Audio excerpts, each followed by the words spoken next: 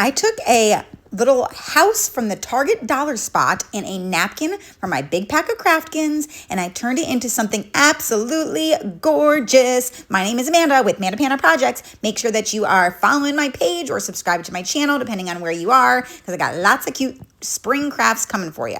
Okay, so this napkin is from my big pack of Craftkins, which is my napkin subscription. I actually do have some packs left at the time of this recording, so just comment below if you're interested in getting 18 adorable napkins, and I will let you know if I still have them. So I took the frame apart, and then I took the napkin and I got it down to 1 ply, okay? I cut it out and like around the shape of the house, a little bit bigger. Then I took my Mod Podge and I decoupaged the napkin to the backing of this house. It came right off. It was glued on, but the backing popped right off. If it wasn't able to come off, I would have probably had to cut out the shape exactly and kind of put it in the center, but this worked out good. And I didn't even have to paint it because it was already white.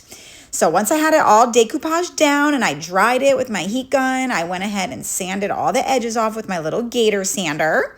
And then for this little birdie was gifted to me from Lee Lexi Creations, as from her shop. So go give her a follow. And I decided to paint it with the Waverly Moss color. It's a little bit lighter than the green on the napkin, but I thought it went really well, and I love this color. I scuffed it up a little with my sanding sponge, so it was a little bit distressed. I took my Kiehl's dark wax, and this is like a very vintagey vibe napkin. This is my favorite napkin from the pack, okay? So I wanted this to be like grungy, antique, so I took the wax and put it all over the little birdie.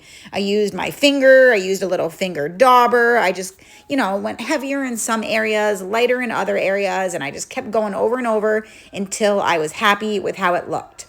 And then the outer edge of the frame, I was going to leave it as is, but I decided to just try out the dark wax because I could have wiped it off if I wanted to. And I actually really liked it. It almost looked like it was a little bit dirty and grungy. So I rolled with it and dirtied up the whole frame. Then I was like, did I want to give the bird an eye? I decided to. So I gave him a little itty bitty black eye. That sound like I didn't give him an actual black eye, obviously. Then I glued the frame to the backing with the napkin. And then I want to make him a little perch. So I took 4 Jenga blocks, got those from Dollar Tree, and just used my antique wax and stained the blocks.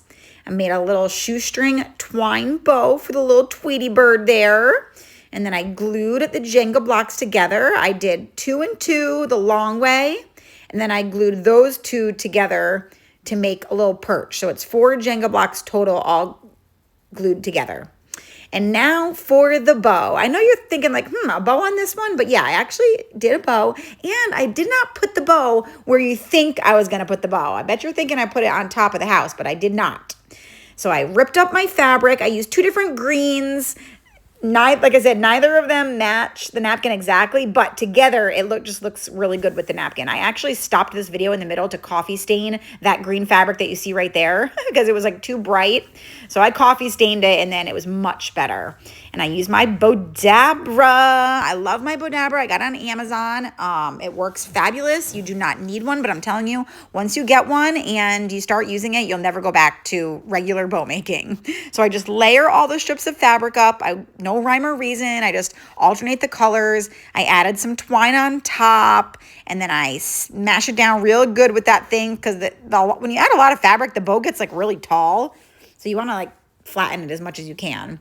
I tied it off with my twine here, and then I played with it and fluff it up a little bit. That's where the magic happens.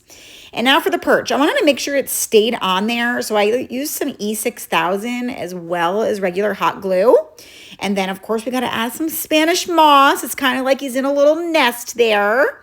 So we glued that to the top of the perch. As you can see, I left room on the bottom because that's where my bow is going to go.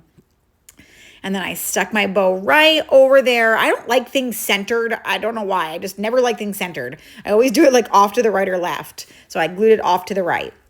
And then for my tag, okay, you can see my little practice sheets in front of me here.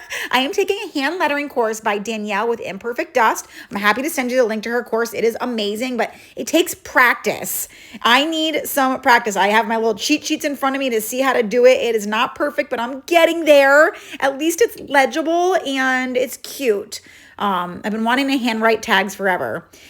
And then I finished it off, you guys, by adding a little bit of flowers, a little bit of greenery, just some little bibs and bobs, I guess you could say, into this little nest here to give it a little something. I didn't add too much, just enough. And then last but not least, I added the sawtooth hanger around the back. So there we go. There she is, all done.